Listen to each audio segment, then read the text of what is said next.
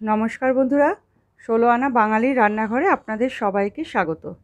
आज आमी आपनादेर साथे शेयर करब चिंगड़ी माछेर एकटा चटजलदी रेसिपि। एटा खूब कम उपकरण दिए तैरी हय किन्तु खेते भीषणই भालो हय। ताहले चलुन, आमी एखाने 300 ग्राम मतो चिंगड़ी माछ निये निয়েছি।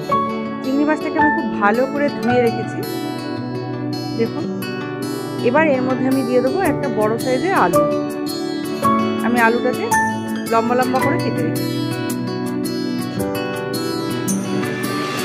এবার এর মধ্যে আমি দিয়ে দিচ্ছি একটা মিডিয়াম সাইজের পেঁয়াজ কুচানো।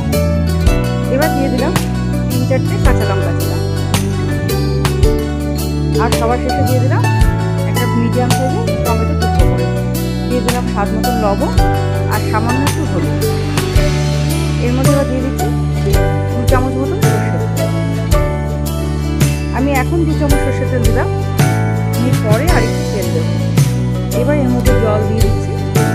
আমি এখানে 1.5 কাপ মতন জল দিয়ে দিলাম। জল দেওয়ার পর সব কিছু খুব ভালো করে আমি মিশিয়ে দিলাম। আমার সব কিছু মেশানো হয়ে গেছে।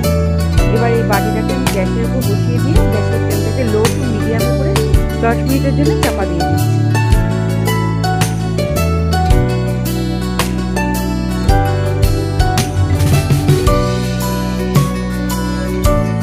পরে আমি ফিরে আসলাম।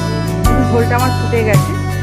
এবার এখান থেকে আমি যে টমেটোগুলো আছে সেই টমেটোগুলো তুলে নেবো, কারণ টমেটোগুলো যদি বেশিক্ষণ রাখি অনেক সময় টক হয়ে যায়। এই টমেটোগুলো তুলে নিলাম।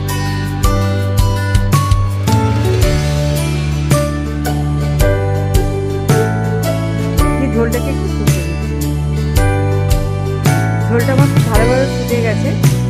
এবার আমি এর মধ্যে দিয়ে দিচ্ছি সরষের তেল।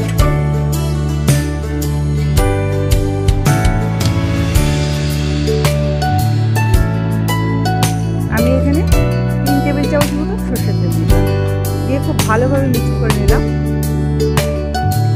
এবং সবার শেষে দিয়ে দিচ্ছি 3টে কাঁচা লঙ্কা চিরা। দিয়ে এটাকে এবার চাপা দিয়ে দেবো। চাপা দিয়ে আমি গ্যাসের ফ্লেমটাকে অফ করে দিয়ে 5 মিনিট রেখে দেবো।